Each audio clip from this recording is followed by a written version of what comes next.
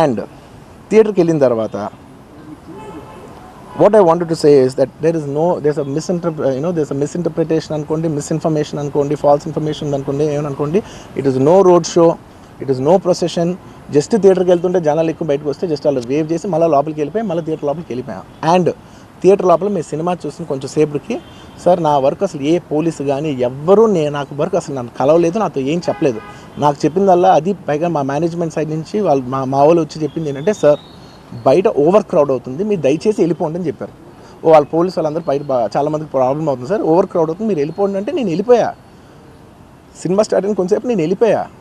నేను మా వైఫ్ అందరూ మేము బయటకు వచ్చాము అంతే. నాకు అసలు ఆ తర్వాత నెక్స్ట్ డే నాకు తెలిసింది ఒక లేడీ ఇలా ఉందంట, కళ్ళు తిరిగి పడిపోయిందంట, ఆ తర్వాత ఆవిడ పాపం చనిపోయిందంట, ఇలా ఒక కిడ్ ఉన్నాడు అంటే నేను షాక్లో గురయ్యా.